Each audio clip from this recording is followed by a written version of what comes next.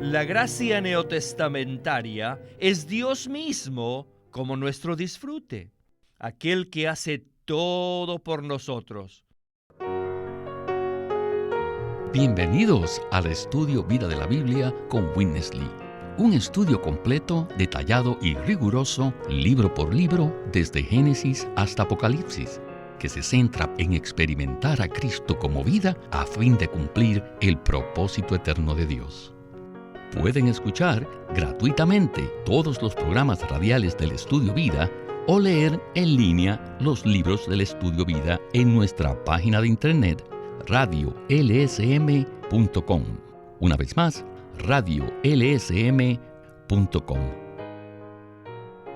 Nosotros tenemos que ver que tanto la Biblia como todos los creyentes de Cristo condenamos las cosas pecaminosas. Sin embargo, existe un enemigo de Dios que es aún peor que el pecado. ¿Cuál es este enemigo? ¿Y cómo lo venceremos? De eso trata el programa de hoy. En el mismo presentaremos partes de un estudio vida del libro de Éxodo que fue dado por Witness Lee. Este se titula Amalek contra el reino de Dios. Y con nosotros está Eric Romero para darnos sus comentarios del mensaje. Saludos, Eric, y bienvenido al programa. Muchas gracias. Eric, en los últimos 2 programas ya hemos presentado el tema de Amalek, el cual representa la carne, un gran enemigo de los creyentes, y que se opone a la economía de Dios. ¿Podría usted darnos un repaso acerca de Amalek? Recordemos que Éxodo es un libro de cuadros que contienen mucho significado espiritual. Y este significado se ve cuando comparamos los cuadros del Antiguo Testamento con las revelaciones del Nuevo Testamento. La primera vez que Israel tuvo que luchar directamente contra el enemigo fue cuando Amalek atacó al pueblo de Israel en el desierto. Esto se ve en Éxodo capítulo 17. Amalek representa la carne, la cual es el viejo hombre expresado en nuestro andar práctico. Y el viejo hombre es la totalidad de nuestro ser caído. Como hemos visto, la carne tiene una estrecha relación con el pecado, Satanás y el mundo. Debemos condenar al pecado, sí, pero ¿dónde está el pecado? La Biblia, en Gálatas, Romanos y en otros lugares, nos dice que el pecado está en la carne. De manera que para condenar al pecado, necesitamos condenar a la carne. Además, el mundo y Satanás también están incluidos en la carne. Al comparar este cuadro de Éxodo 17 con la revelación del Nuevo Testamento, descubrimos que la carne es el principal enemigo contra Dios. Aunque Dios nos fortalece, ora por nosotros y nos da la gracia para luchar contra la carne, nosotros necesitamos cooperar con Dios y confrontar a este enemigo. Muchas gracias. Empecemos el programa con Witness Lee. In the Bible, En la Biblia there is such a basic principle. hay un principio fundamental, The spiritual things y es que las cosas espirituales reveladas en el Nuevo Testamento están descritas por cuadros y tipologías del Antiguo Testamento. Este es el caso con la carne, que es tipificada por Amalek. En toda la Biblia no podemos encontrar palabras más fuertes acerca de la carne que las que usó Pablo en Romanos 8, especialmente en los versículos 7 y 8. En el versículo 7, Pablo dice: la mente puesta en la carne es enemistad contra Dios, y no se sujeta a la ley de Dios, ni tampoco puede. Además, en el versículo 8, él dice que los que están en la carne no pueden agradar a Dios. En Gálatas 5, Pablo también habla con seriedad acerca de la carne y la recalca mucho. Así es que no creo que haya otras palabras que hablen tan clara, tan fuerte y tan enfáticamente como las de Pablo en Romanos 8.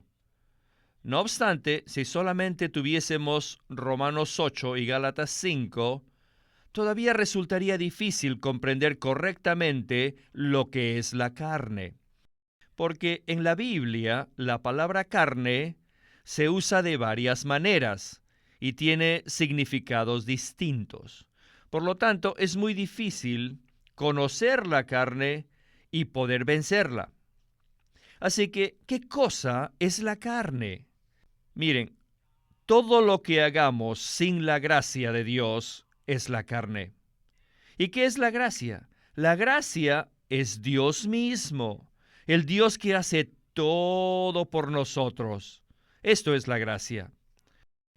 Todo el Nuevo Testamento nos revela que la gracia no se refiere a una bendición física o a algo material.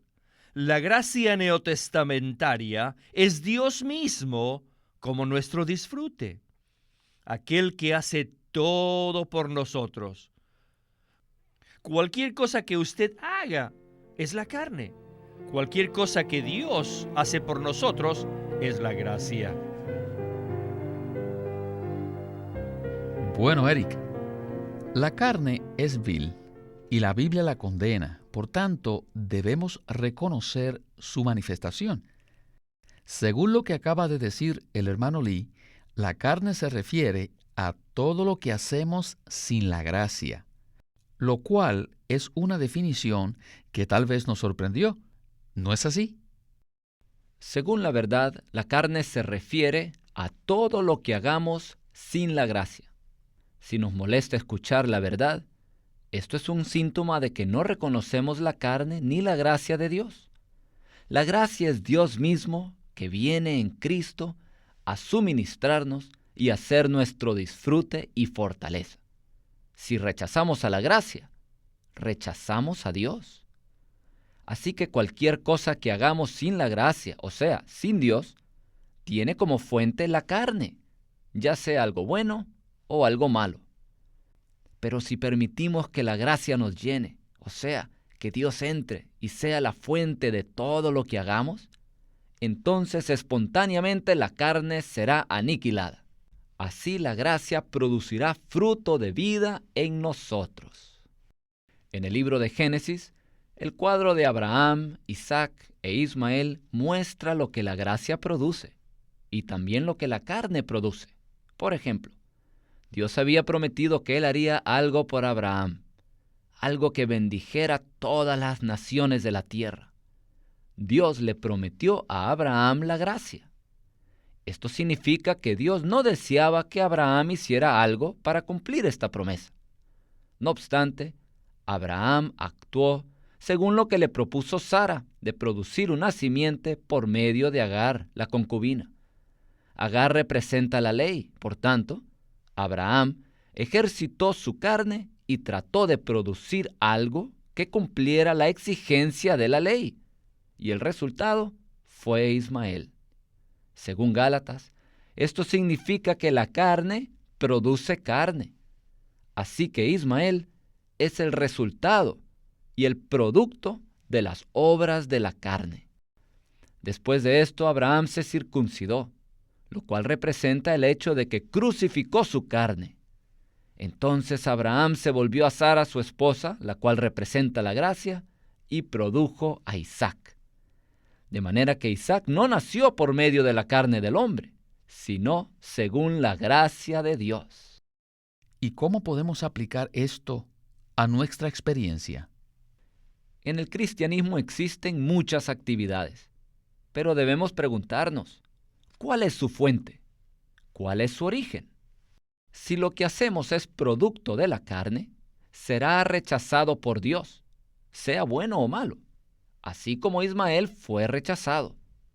Pero si lo que hacemos proviene de la gracia, esto será algo que agrada a Dios, porque la fuente es Cristo. Aquí tenemos una lección básica, de mucha importancia en nuestra experiencia cristiana. Necesitamos ver qué es la carne para así estar de acuerdo con Dios en contra de ella, o sea, para tener la experiencia de crucificar la carne. A la vez, necesitamos experimentar la gracia de Dios. Recibir la gracia consiste en experimentar a Dios mismo como nuestro disfrute. Cuando recibimos esta gracia sobre gracia, produciremos algo de Cristo en nuestras experiencias, lo cual será agradable para Dios. Muy bien. Regresemos a nuestro estudio vida de hoy. From the picture in the Bible concerning Amalek, Este cuadro de Amalek en la Biblia concerning the flesh, nos muestra lo que debemos hacer con la carne. tells us how ¿Qué es to lo que deal debemos hacer con ella? Debemos identificarnos con el Cristo que intercede en los cielos por nosotros y unirnos al Espíritu que pelea por nosotros y nos mata. Pero esta carne se opone no solamente a la gracia, sino también al reino. Esto es muy serio.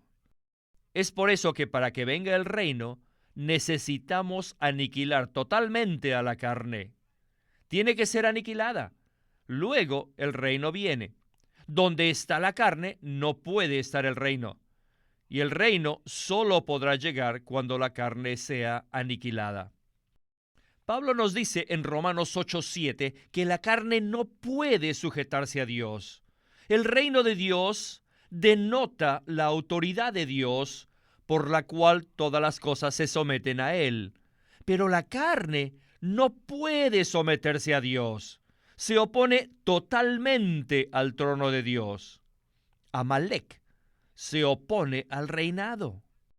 A los ojos de Dios, Amalek fue considerado como una mano contra el trono de Jehová. Amalek intentó derribar el trono de Dios, tal como Satanás intentó hacerlo en los tiempos antiguos. Éxodo 17:16 dice: por cuanto la mano de Amalek se levantó contra el trono de Jehová. Jehová tendrá guerra con Amalek de generación en generación. Con esto vemos que Amalek se opone a la autoridad de Dios. En este universo hay algo que se opone a la autoridad de Dios. Verifique con su experiencia propia. Nuestra carne, sea buena o mala, es un enemigo de la autoridad de Dios. Satanás es uno con nuestra carne. Satanás no nos tienta directamente, sino por medio de otros, tal vez de su cónyuge, sus hijos o sus hermanos, o los hermanos y hermanas en la iglesia, y muchas veces, aún mediante nosotros mismos. Él viene por medio de algo que está dentro de nosotros. Miren, Satanás vino a Eva en forma de serpiente. Y en Mateo 16, Satanás vino al Señor Jesús en Pedro y por medio de Pedro. Cada vez que ejercitamos nuestra carne, Satanás se oculta. Él se oculta en la carne, dentro de nosotros.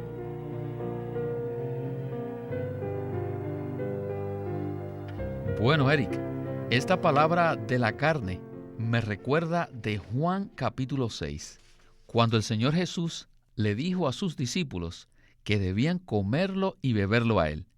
Cuando escucharon esto, muchos de los discípulos dejaron al Señor Jesús porque se ofendieron. Así que lo que hemos escuchado hoy también es difícil de aceptar, que Satanás se esconde en nuestra carne. ¿Qué nos puede usted decir de esto, Eric? Necesitamos el entendimiento adecuado de lo que la Biblia dice en cuanto a esto.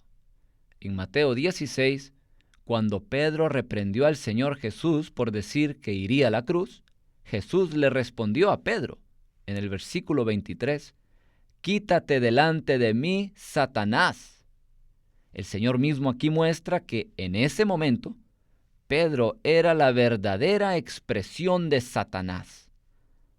Cuando decimos que Satanás está en nosotros, nos referimos a que mora en nuestro ser caído, en nuestra carne. Nuestra carne, según Romanos 7, está subjetivamente relacionada con Satanás. No estamos diciendo que el diablo no existe objetivamente, ni tampoco estamos diciendo que en la creación no fuimos creados como seres buenos. Pero sí estamos diciendo que en la caída del hombre, La naturaleza de Satanás entró en la naturaleza humana y llegó a ser nuestro elemento constitutivo del pecado. El pecado, que es la naturaleza de Satanás, mora en nuestra carne. Y cuando nuestra carne actúa, esta es la acción misma de Satanás. El Señor dijo en Juan capítulo 8, versículo 44, «Vosotros sois de vuestro padre el diablo». Nuestro padre físico es una persona con la cual no solamente tenemos una relación objetiva, sino que también tenemos una unión intrínseca de vida, porque recibimos de él la naturaleza de vida que nos constituye. A esto nos referimos cuando decimos que Satanás es el pecado que mora en nosotros y que se esconde en nuestra carne. Si no reconocemos este hecho, esto quiere decir que no nos conocemos a nosotros mismos, bajo la luz de Dios y de su palabra. Pero si reconocemos el significado que tienen los versículos de Juan 8:44 y Romanos 8:3, nos daremos cuenta de que somos pecadores, no solo debido a que hemos desobedecido a Dios, sino que por naturaleza estamos constituidos de pecado. En este sentido, el pecado es la naturaleza de Satanás que mora en nuestra carne. En la siguiente parte del mensaje, el hermano Lee hace referencia a una historia en el capítulo 15 de Primera de Samuel que habla acerca de Amalek.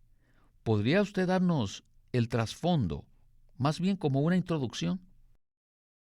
Saúl había sido elegido y ungido rey de Israel, y debía haber destruido por completo a Amalek, incluyendo a Agag el rey.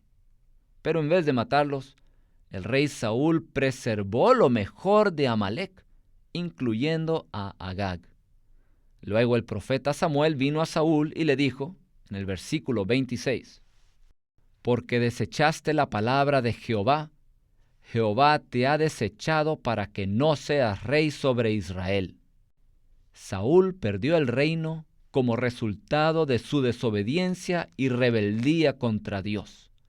Este es un hecho en la historia, pero para nosotros lo importante es el significado espiritual y la relación que tiene con nosotros actualmente. Muchas gracias. Regresemos entonces a Witness Lee para escuchar la última parte del mensaje. We need the revelation, Necesitamos esta revelación, a strong light una luz fuerte shining over us que nos ilumine to show us para que veamos todo lo que somos. Y todo lo que somos es Amalek. Y por lo tanto, tenemos que destruir todo. No hagan excusas para sí mismos. En el capítulo 15 de Primera de Samuel, el rey Saúl le dijo a Samuel 2 mentiras. Miren, Dios le había dicho a él que exterminara todo lo de Amalek. Pero en el capítulo 15, él le dijo a Samuel que fue el pueblo el que tomó del botín las ovejas y las vacas. Sin embargo, no hay ningún versículo que diga que Saúl quería matar todo el ganado, o que el pueblo quería guardarlos y que le habían rogado, «Ay, por favor, no los mates, rey Saúl, no lo hagas. Rey Saúl, queremos guardar las vacas y las ovejas». No. Yo creo que esa fue una mentira, porque él lo hizo. Y estaba tan contento con eso que edificó un monumento para sí mismo. Y estaba feliz con ello. Tal como en Washington tienen un monumento a Washington, ¿verdad? Así que le dijo a Samuel una mentira. Y le echó la culpa a la gente. Luego, Saúl le dijo a Samuel que todo el mejor ganado había sido guardado para un propósito. ¿Qué propósito? Para ofrecerlos como sacrificios para Dios. No creo que Saúl tuviese un corazón para el Señor como para hacer eso. Más bien creo que esa fue otra mentira. Al menos le mintió a Samuel. Cuando uno lee esta porción de la Biblia, tal vez se considere mejor que Saúl. Pero yo la leí en el pasado y me di cuenta de que yo era Saúl, totalmente. Y aún más, que en esa situación, tal vez yo hubiese sido peor que Saúl. Así que todos debemos ver algo aquí en cuanto a la carne. Lo que es la carne y cómo la carne está contra la gracia y cómo está contra el reinado y la autoridad de Dios. Hermanos y hermanas, si nos descuidamos y no destruimos la carne, ciertamente perderemos el reinado, tal como Saúl lo perdió. Esto quiere decir que al ser apartados de Dios, espontáneamente nos unimos al enemigo de Dios. Esto es algo muy serio. Oh, que el Señor tenga misericordia de nosotros y que aprendamos algo de esta carne. Amén. Este punto es muy serio. El ejemplo que escuchamos de Saúl nos muestra que debido al hecho de que no destruyó la carne, Saúl perdió el reinado. Hemos escuchado en este programa, en ocasiones anteriores, que nosotros los creyentes no tenemos posibilidad alguna de perder nuestra salvación.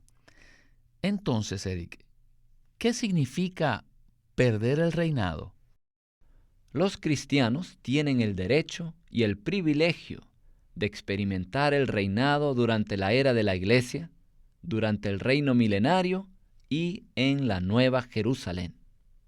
Podemos perder el reinado durante la era de la Iglesia y durante la era del reino milenario, pero no en la Nueva Jerusalén por la eternidad.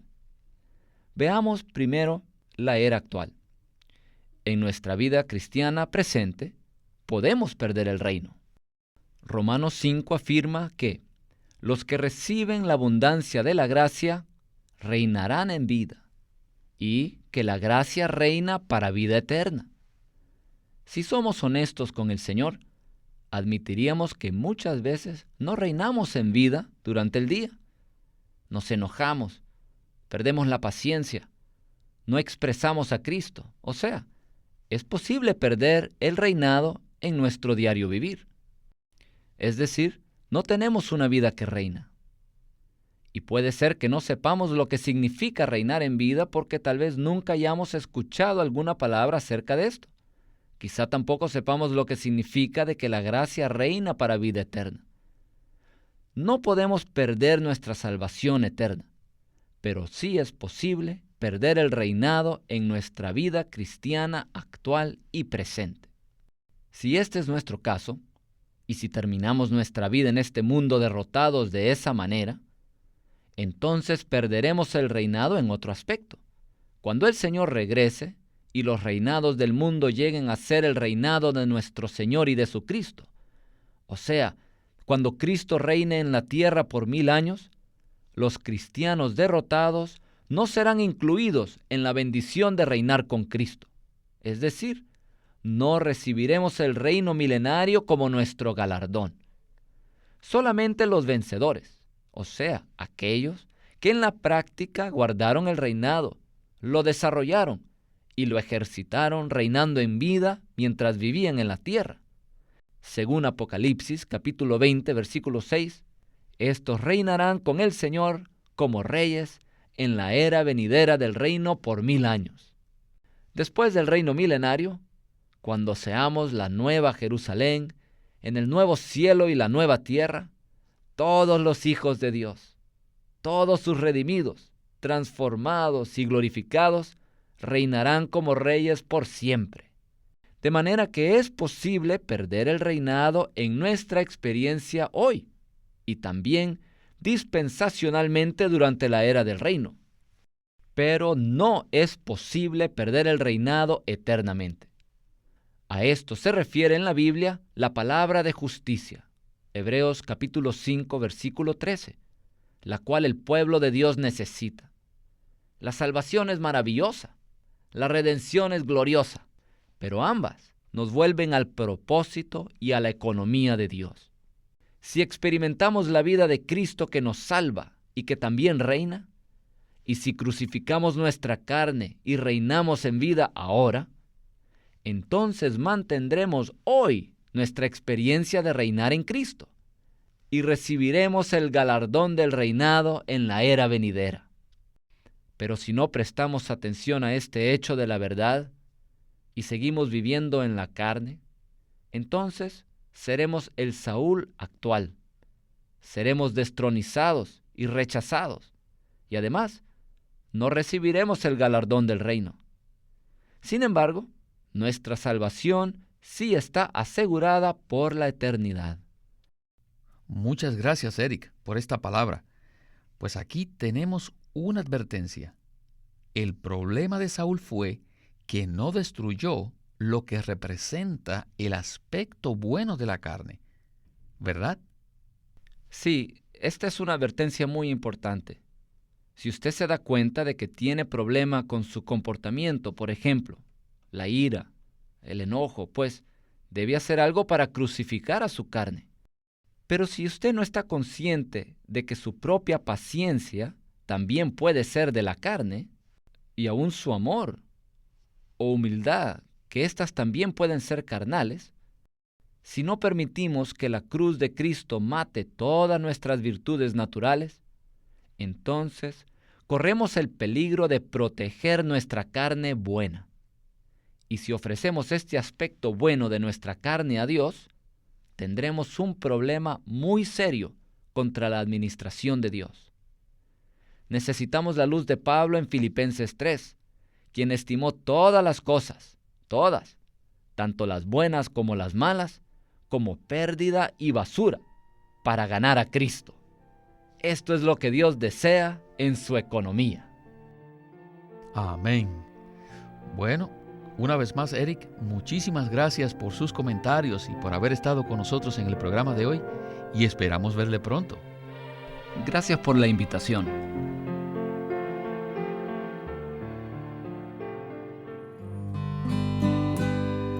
Queremos presentarles el libro titulado El Ministerio de la Palabra de Dios. Y los mensajes que dio en este libro, El Ministerio de la Palabra de Dios, son mensajes muy profundos, prácticos y llenos de luz. Además, revelan la profundidad de su experiencia y la inmensa necesidad que tenemos nosotros de abrir nuestro ser a la obra del Espíritu Santo. Así que le recomendamos este libro, El Ministerio de la Palabra de Dios, escrito por Watchman Nee. Queremos animarlos a que visiten nuestra página de internet, libroslsm.com. Allí encontrarán los libros impresos del ministerio de Watchman Nee y Witness Lee, la Santa Biblia versión recobro con sus notas explicativas, y también encontrarán folletos, himnos, varias publicaciones periódicas y libros en formato electrónico. Por favor, visite nuestra página de internet, libroslsm.com, o llámenos a nuestro teléfono gratuito 1-800-810-1149, 1-800-810-1149,